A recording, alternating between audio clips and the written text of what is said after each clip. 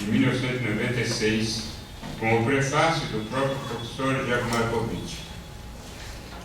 No que diz respeito à educação considerada como cordão umbilical, ao qual se liga todos os problemas enfrentados pela comunidade negra desde a abolição da escravatura, o grupo de política pública sugeriu a criação de um outro grupo de trabalho, no GT, junto à reitoria, com os seguintes objetivos: fazer até julho de 1996 um levantamento crítico da aplicação de outros países do sistema de cotas para ingressar em universidade. Essa sugestão era minha.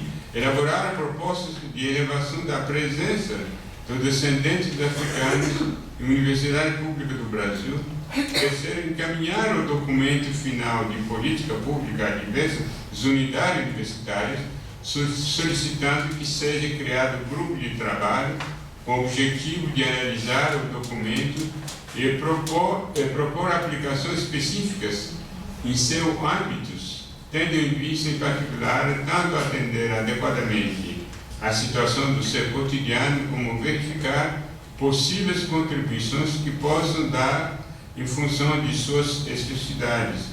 Desenvolver uma escola de verão, visando oferecer curso de capacitação para professores da rede pública que atuam como multiplicadores, incentivar projetos de pesquisa e intervenção, voltando para a temática do desenvolvimento da autoestima positiva entre estudantes e descendentes de africanos em todos os níveis do ensino. Mas, quando entramos na última fase, que se inicia no fim do século XX, início do século XXI, a USP abriu mão de sua posição de pioneira e vanguarda intelectual para assumir uma postura conservadora presa ao darwinismo social, dominado pelo discurso da defesa do mérito, da qualidade e da excelência, diante da exclusão do universo universitário de milhões de jovens de ascendência africana, de indígena e branco, pobre e oriundo das escolas públicas. Politicamente, a USP se fechou e se recusou a enfrentar os debates sobre cotas que se desenvolveram nos últimos 20 anos. Ao convite de diversas universidades públicas, estaduais e federais que conheciam meus pontos de vista, participei de vários debates cujos resultados foram encorajadores, pois algumas adotaram o sistema de cota com reserva de vaga para negro, indígena e branco pobres, depois do debate que tiveram comigo. Na própria USP, recebi convite de algumas unidades para debater a questão. Foi o caso do Instituto de Física, da Escola Politécnica e do Instituto de Ciência Biomédica, sem esquecer a minha própria unidade. Fui fraca, pode não discutir a questão. Por duas vezes, a ADUSP, a Associação dos Docentes da USP, me convidou também para debater a questão, que me rendeu uma homenagem. Meus argumentos convenciam os participantes desses debates, mas depois nada acontecia porque era uma questão política que só a própria reitoria, com o endosso do Conselho Universitário, poderia enfrentar. Penso que o debate teria sido mais amplo e não apenas por iniciativa de algumas unidades. Em resumo, faltou a vontade e a força política para enfrentar a polêmica questão das cotas que outras universidades públicas, estaduais, federais conseguiram enfrentar. As três universidades paulistas, ou seja, a Unicamp, a USP e a própria USP, não abriram mão do princípio de darwinismo social contido em seu discurso em defesa do mérito, da qualidade e da excelência. Mesmo sendo socialmente pressionados, evitaram de discutir as cotas e buscaram outros caminhos que achavam democráticos em defesa do mérito, da qualidade e da excelência. Assim, em 23 de maio de 2006, o Conselho Universitário da USP aprovou o Programa de Inclusão Social da USP, o INCLUSP, tendo como objetivo prioritário a maior democratização do acesso dos segmentos menos favorecidos das sociedades a seu curso, sem comprometimento do mérito, como legitimador desse acesso. Quando eu recebi a informação, porque não me convidaram nesse reunião, mas alguém me mandou da reitoria, me mandou o documento.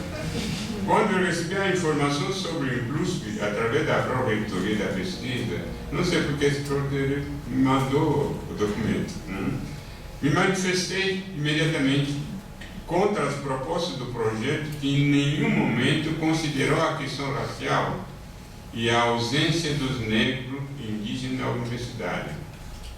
Talvez seja melhor eu ler o conteúdo da minha carta a respeito, se não cansar muito vocês. Abre aspas da minha carta. Não sei se foi por engano ou por intenção que o documento de INCLUSP me foi encaminhado. Se for enviado intencionalmente, creio que não sou a pessoa indicada, pois defendo a proposta de ação afirmativa com a modalidade cota para alunos oriundos do ensino público, com percentagem definida para branco, negro e indígena. Proposta que os apresentadores e defensores do INCLUSP acham radical, pois subordina o mérito acadêmico a critério de natureza social. A defesa do mérito numa sociedade desigual se fundamenta, sabe-se, no princípio da darwinismo social, que postula que na luta ou na competição para a vida é o melhor que ganha. Mas definir o melhor a partir dos concorrentes colocados desigualmente na linha de partida é algo contestável e indefensável. A avaliação feita a partir da experiência dos alunos dos últimos 4 anos nas 18 universidades públicas estaduais e federais que adotaram cotas mostra que o rendimento acadêmico dos alunos cotistas não prejudicou os sagrados princípios de qualidade e excelência enfaticamente defendidos nesse documento. Pelo contrário, em algumas áreas nas quais branco, pobre e negro não tinham acesso, como as biologias, as biológicas, medicina, etc., os resultados foram surpreendentes. Não é verdade a afirmação de que a cota prejudica a qualidade e a excelência da formação universitária, pois os resultados da experiência desmentem tais afirmações. A proposta INCLUSP não vai, como pretende, refletir sobre a distribuição étnica do país, pois é uma proposta baseada somente sobre as diferenças econômicas, que não são as únicas, deixando de contemplar as verdadeiras diversidades étnicas ilustradas pelas flagrantes desigualdades raciais em matéria de educação entre a população branca e negra.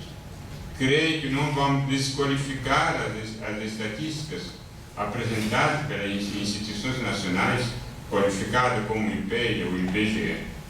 No documento diz-se que a USP buscará trabalhar a diversidade, reconhecendo a heterogeneidade das condições dos candidatos alunos, buscando elevar o nível da formação, de modo a não reproduzir a desigualdade presente no ingresso.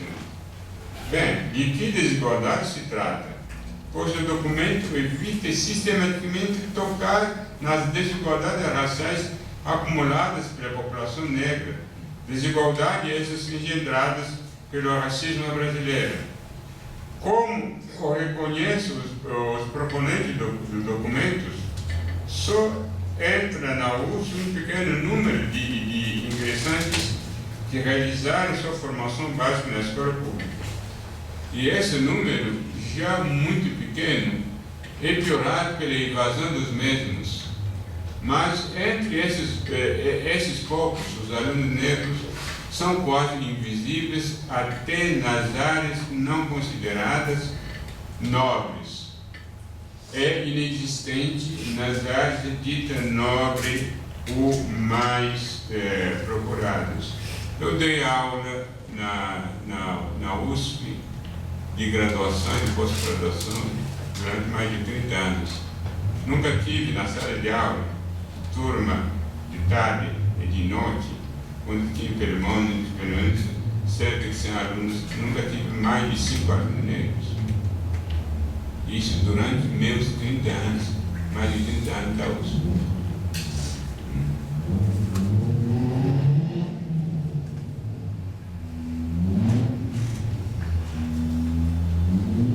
O programa prevê um sistema de pontuação. Era isso a novidade. Um sistema de pontuação acrescida para alunos de rede públicas com um pequeno bônus de 3% na sua nota. Eu soube que a proposta foi aprovada ontem, pare de pontuação também. Eu não entendo muito bem esse código de pontuação. Porque não se pode dizer, olha, tem 20, 30 vagas, 20 vagas para negro. Os negros são mais classificados, entram nessas vagas, mas por que essa pontuação? Eu não tenho inteligência. Não, ela continua na mesma. Passaram-se as décadas, ela continua. Não sei como vai funcionar, porque eu não entendo nada. Não vai. Então, o programa previa um sistema de pontuação acrescida para alunos de rede pública com um pequeno bônus de 3% na sua nota. De acordo com as simulações realizadas com dados da FUVEST 2006, o número de ingressantes oriundos da escola pública poderia passar de 23,6% para 30%. Enquanto tempo, são apenas projeções, que esse projeto nunca comprovou. Não sei quantos alunos negros entraram nos períodos no centro de estatísticas. Eu recordo-me que o sistema de bônus já estava em andamento numa modalidade diferente na Unicamp. Embora eu considere insuficiente em relação ao sistema de cota, com reserva percentuais antecipadamente estimulados, eu comecei a crer que, em relação à proposta da USP, o sistema da Unicamp contempla nitidamente a questão da desigualdade raciais entre aluno negro e de outra ascendência, pois o aluno negro recebia um número de pontos superior ao do seu colega branco na escola pública. Então, alguma coisa. Mas não se sabe também quando entraram na Unicamp com esse bônus, não fizeram estatísticas.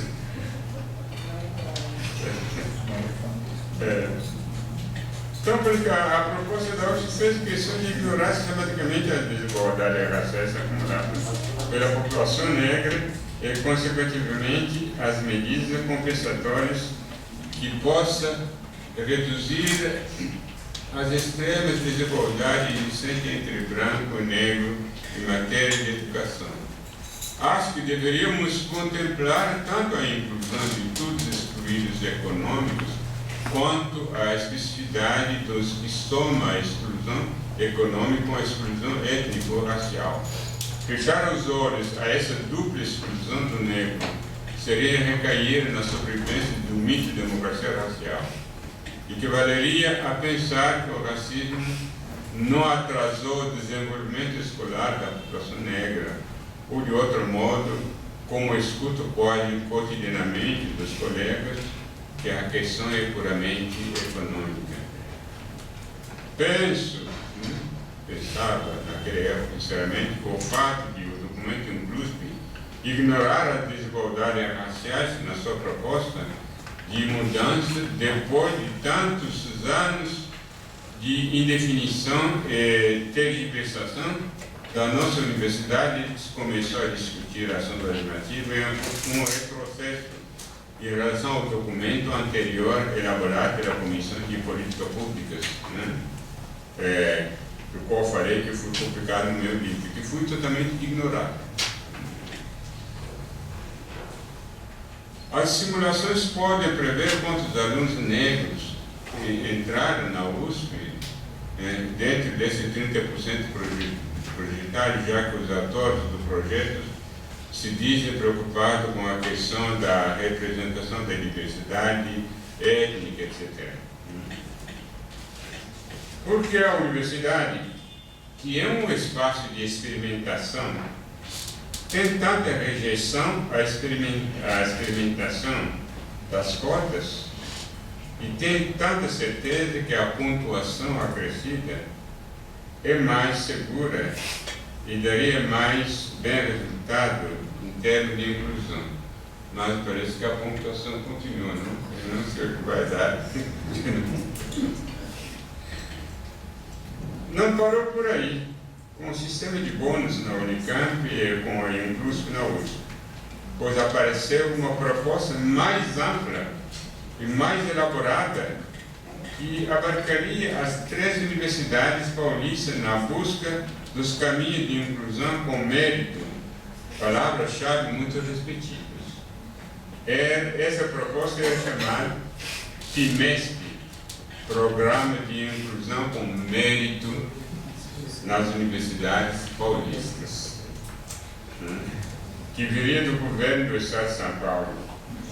Mas seu apresentador e defensor era o professor Carlos Bosch, ex-reitor da Unicamp e ex-presidente da FATES.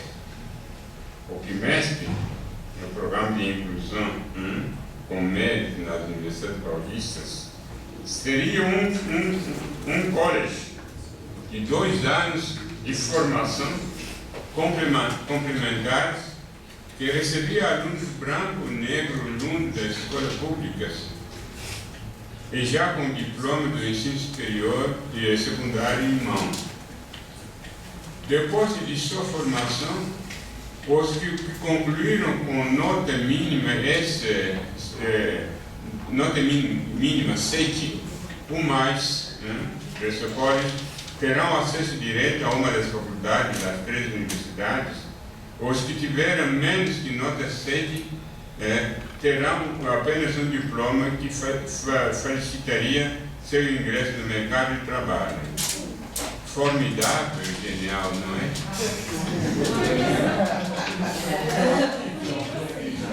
Como salientaram as professoras Lívia, foi criticado até por outro professor que são negros. Como salientaram as professoras Lívia Schwartz e Maria Helena Machado, da USP, e o saudoso professor John Monteiro, da Unicamp, em matéria publicada no caderno Tendência e Debate do Jornal Folha de São Paulo, de 12 de março de 2013, a proposta tinha um conteúdo separatista e segregacionista. São essas 3 pessoas que fizeram isso, não é eu. Bom, durante 2 anos, os alunos que ingressaram nesse college semipresencial não terão a oportunidade de se conhecer e conviver como é de tradição num curso universitário, além de viver separados entre si, ou que os impediria de construir sua identidade e os mecanismos de solidariedade, pois viverão num centro que fisicamente terá pouca existência em um sistema de segregacionista que vai adiar por 2 anos seu encontro físico com os colegas oriundos dos colégios particulares que ingressaram pelo vestibular tradicional. Já são meus comentários. Mal abriu-se o debate oficialmente nas 3 universidades paulistas para discutir as políticas afirmativas e as cotas, o pacote enlatado do PIMESP e seu college, palavra pomposa, pronto para consumir, caiu de repente das nuvens para impedir que o debate democrático entre professores e alunos de diversas unidades ou faculdades das 3 universidades ocorra natural e tranquilamente. No documento diz o seguinte: você tem 30 dias para se posicionar, determinar. O que estaria por trás de tanta pressa para resolver uma questão tão importante e cujo debate estava apenas começando? Ou que a propósito do trimestre, que nada tem a ver com o sistema de cotas, tem de melhor. Supõe que seja a qualidade e a excelência embutida no princípio da meritocracia. Isso pressupõe que na experiência de 10 anos das universidades federais e estaduais que entraram no sistema de cota, exemplo da UNB, da Faculdade Paulista de Medicina, e todas as universidades federais e estaduais do sul do país, como Rio Grande do Sul, Santa Catarina, Paraná, Universidade Federal de São Carlos, entre outros, essas universidades têm esquecido o mérito que as 3 universidades paulistas querem salvar através do trimestre do college. Veja a injustiça que o trimestre podia produzir, porque não aconteceu comparativamente ao sistema de cota já em vigor em muitas universidades e a partir deste ano em todas as universidades federais. Enquanto o aluno que ingressou pelas cotas nas federais ou nas estaduais, onde já funcionavam as cotas, estiver terminando o 2º ano para entrar no 3º ano de um curso superior, seu colega que entrou no College Paulista estaria entrando. Ele termina, vai passar 2 anos, depois quando entra, o outro já está indo para o 3º ano. Isso se for a prova. Então, se for a prova, ele tem que pedir seus 2 anos. Para entrar numa faculdade, ele deve ter uma nota de no mínimo 7. Nota essa que não é de corte para todos os cursos concorridos, aqueles alunos que competem pelo vestibular sem cotas. Que tremenda injustiça. Se tiver nota de aprovação inferior a 7, ele está preparado para o mercado. Ora, existem cursos técnicos que preparam para o mercado e que exigem menos tempo. Diz-nos que esse modelo de college já existe em alguns países da Europa, Estados Unidos, Canadá. No discurso que eu gostei do Carlos Walker, o college existe no Canadá, nos Estados Unidos, na Bahia, o professor Omar, adotou o college. Não discordamos, mas quais finalidades? Para incluir negro, indígena e branco, pobres? Com certeza, nossas finalidades são diferentes desses países, Canadá, Estados Unidos, que têm colleges. É interessante lembrar que quando se começou a discutir cota por volta de 2002, alegava-se que era um modelo importado dos Estados Unidos e que nada tinha a ver com as peculiaridades brasileiras, mas o college era importado. É o caso de perguntar se o modelo de college de inspiração estrangeira serviria mesmo para incluir negros, indígenas e brancos oriundos das escolas públicas.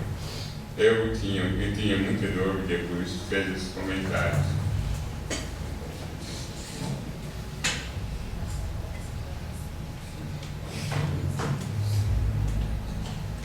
Bom, o que propôs o trimestre, o que a propósito do trimestre, que nada tem a ver com o sistema de cota, tem de melhor. Supõe que seja a qualidade e a excelência embutida no princípio da meritocracia. Isso pressupõe que, na experiência de 10 anos das universidades federais e estaduais que entraram no sistema de cotas, exemplo da UNB, da Faculdade Paulista de Medicina, de todas as universidades federais e estaduais do sul do país, a Universidade Federal do São Carlos, entre outras, que já citei, essas universidades têm esquecido o mérito que as 3 universidades paulistas queriam salvar através do trimestre. Resumindo, o trimestre não deu certo. Que passou pela audiência pública, liderado por Lucy Brandão. Eu estava no auditório, na sala, para assistir ao debate, porque me interessava. Aí Silvio Almeida entraiu e disse: o professor Cabanilhas está aqui na sala, ele devia estar nessa mesa. Foi aplaudido e os deputados me convidaram para sentar na mesa. Então, Carlos Bocos levantou da mesa dele para me cumprimentar, porque ele não faria.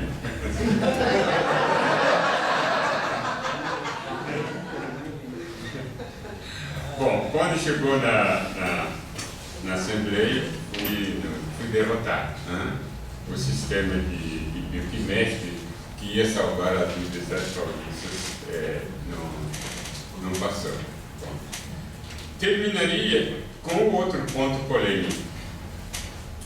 A questão da cota dita social, que consideraria apenas a situação socioeconômica dos alunos e alunas, como se não fosse social a situação do negro e indígena, como se não existisse a discriminação racial que faz dele duplamente vítima da exclusão socioeconômica e social. Os problemas da sociedade são sociais. O problema do negro é social, da mulher, como tudo é social. Então, cota social que o Fernando Oliveira está defendendo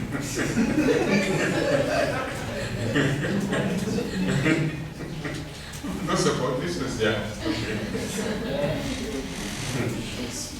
Bom, terminei com essa ponto polêmica, a questão da cota dita social, que consideraria apenas a situação socioeconômica dos alunos e alunas, como se não fosse social a situação do negro e indígena, como se não existisse a discriminação racial, que faz dele duplamente vítima da exclusão socioeconômica e racial. Continuaria a pregar no deserto, pois é difícil convencer a maioria dos brasileiros a este respeito, por causa da força da inércia do mito de democracia racial. Continua a acreditar que a dita cota social não resolveria rápida e devidamente a questão da inclusão do negro na universidade pública por dois motivos.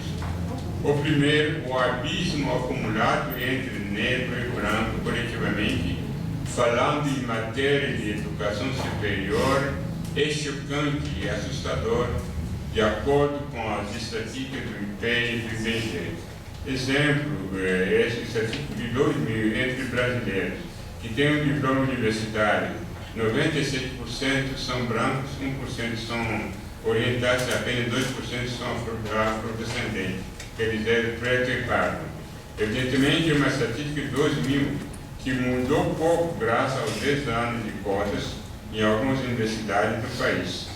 Fala-se aproximadamente de 14% de afrodescendentes que têm um diploma universitário hoje, quando são democraticamente cerca de 55% de brasileiros. A reserva de cotas separadas para negros, que alguns consideram como uma discriminação contra branco pobre, é o único caminho certo para a inclusão do negro na universidade. Para os que consideram essa reserva como uma discriminação ao contrário, ou que não é meu ponto de vista, eu lhe responderia que é uma discriminação positiva, que ajudaria a resolver uma grave questão social que as políticas ditas universalistas jamais resolveriam. Prova disso, as universidades que adotaram cota, no caso da UNB, por exemplo, receberam e formaram nos últimos 20 anos mais negros que receberam e formaram durante toda a sua existência antes das cotas. O segundo motivo que me leva a defender a reserva de cotas separadas para negros tem a ver com os riscos da probabilidade matemática. Por causa da taxa de evasão e abandono da escola fundamental e média dos alunos negros comparativamente aos brancos, são poucos os alunos que concluem o ensino médio e que concorrem ao vestibular com alunos brancos muito mais numerosos.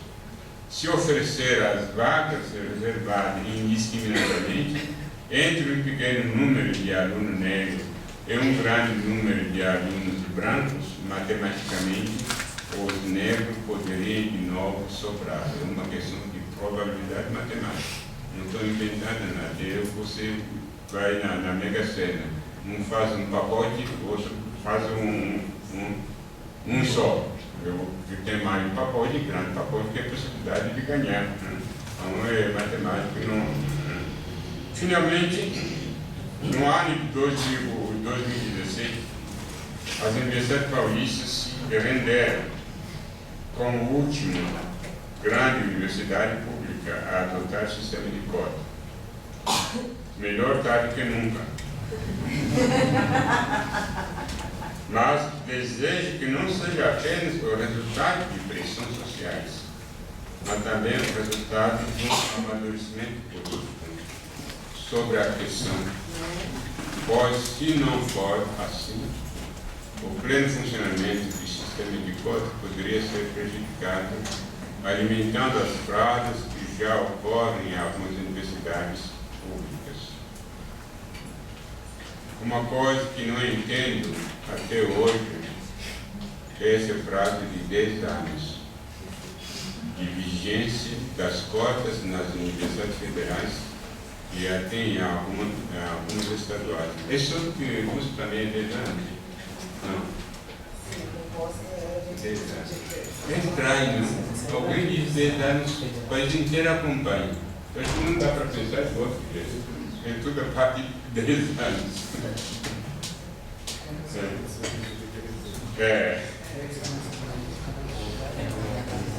Então, uma coisa que não entendo é isso, essa coisa de 10 anos. Esse modelo de reserva de vaga, com porcentagens definidas, vem da Índia, que o adotou em 1950, para o ingresso no ensino de todos os níveis e em diversos setores da sociedade dos dálits, as castas inferiorizadas, os intocáveis, como chamavam os ingleses, com base no princípio de pureza e impureza de sangue, ancorado numa religião milenária, que é uma forma de racismo. Faz 72 anos que essa lei não saiu da Constituição da Índia. E no Brasil, inventou-se essa fórmula matemática de reduzir em 10 anos um abismo acumulado durante cerca de 400 anos entre branco e negro em matéria de educação superior e universitária. Eu teria ainda um monte de coisa a dizer, mas paro por aqui e a gente vai se enriquecer no debate. Obrigado.